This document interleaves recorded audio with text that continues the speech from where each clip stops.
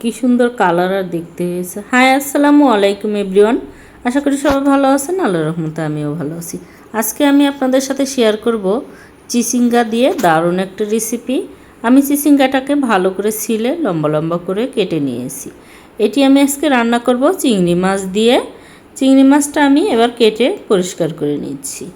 চিংড়ি মাছ দিয়ে এই অসম্ভব মজার রেসিপিটা কিন্তু এই গরমে সেরা রেসিপি বলতে পারেন।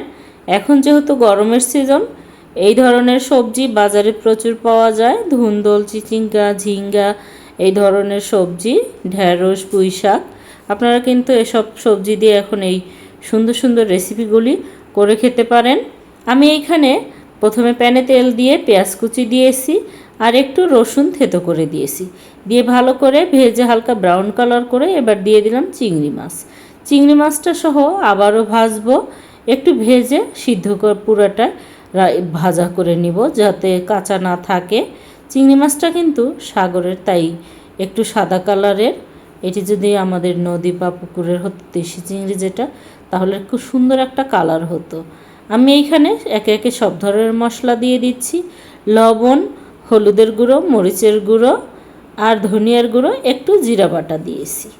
দিয়ে ভালো করে কষিয়ে নেব যে পর্যন্ত মশলাটা ভালোভাবে কষিয়ে তেল ছেড়ে দিবে, এই পর্যন্ত কিন্তু কষিয়ে নিতে হবে। এর মধ্যে আমি দিয়ে দিলাম সজনে ডাঁটাটা দিয়ে, যেহেতু সিদ্ধ হতে একটু টাইম লাগবে তাই আমি আগে দিয়ে একটু ভালো করে কষিয়ে নিয়েছি। তেল যখন ছেড়ে দিয়েছে এই পর্যায়ে দিয়ে দিলাম আমি চিচিঙ্গাটা এবার ভালো করে মিশিয়ে নেব মশলার সাথে, যাতে ভালোভাবে লবণ, হলুদ, মশলা, মরিচ সবগুলো একদম মিশে যায়।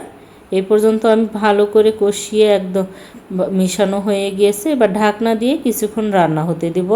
কিছুক্ষণ পরে ঢাকনা তুলে আবারও আমি নেড়ে চেড়ে উল্টিয়ে দিব, কারণ এপিট ওপিট ভালোভাবে নাড়াচাড়া দিয়ে উল্টিয়ে দিলে প্রপারলি ভালোভাবে সিদ্ধ হবে। আপনারাও এভাবে ট্রাই করবেন।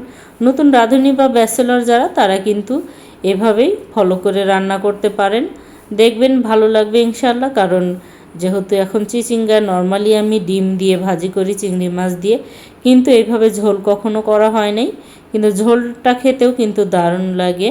আমি ঢাকনা দিয়ে ঢেকে আর একটু ভালো করে কষিয়ে নিয়েছি। এবার তেল ছেড়ে দিয়েছে, পানি আর নাই, একদম সিদ্ধ হয়ে গেছে। এই পর্যায়ে আমি অল্প পরিমাণে ঝোল দিয়ে দিয়েছি, কারণ আমি বেশি ঝোল ঝোল রাখবো না, অল্প মাখা মাখা ঝোল ঝোল রাখবো, এই জন্য আমি আমার মতো দিয়েছি। আর আপনারা যদি আরও পাতলা ঝোল খেতে চান তাহলে পানিটা বাড়িয়ে কমিয়ে দিতে পারেন আপনাদের ইচ্ছা মতো।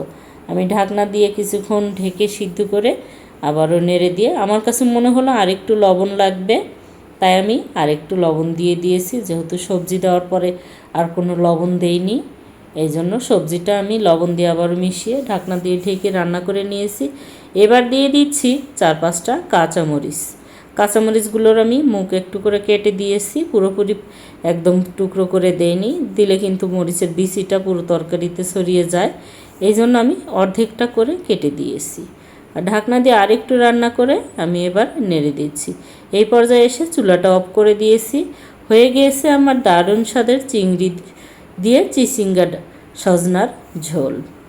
আপনারা কে কোথা থেকে আমার এই ভিডিওটি দেখছেন অবশ্যই কমেন্টে জানাবেন। ভিডিওটি ভালো লাগলে লাইক শেয়ার দিয়ে আমার পাশে থাকবেন। ইউটিউব থেকে দেখলে সাবস্ক্রাইব করবেন এবং পেজ থেকে দেখলে ফলো দিয়ে আমার সাথে থাকবেন, যাতে পরবর্তীতে এমন মজার মজার খাবারের নোটিফিকেশন আপনাদের মোবাইলে প্রথমে আসে। এখন আমি একটা প্যানে দিয়ে দিয়েছি পেঁয়াজ, রসুন, কাঁচামরিচ, শুকনো মরিচ দিয়ে তেলে ভালো করে ভেজে নিচ্ছি।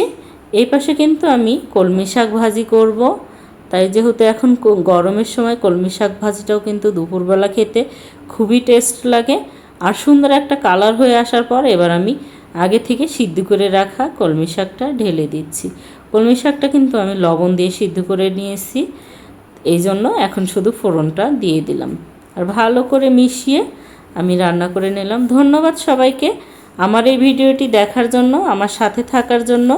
আর আমার এই রান্না যদি অবশ্যই ভালো লেগে থাকে, শেয়ার দিয়ে অন্যকে দেখার সুযোগ করে দিবেন। Thanks for watching. আল্লাহ হাফেজ।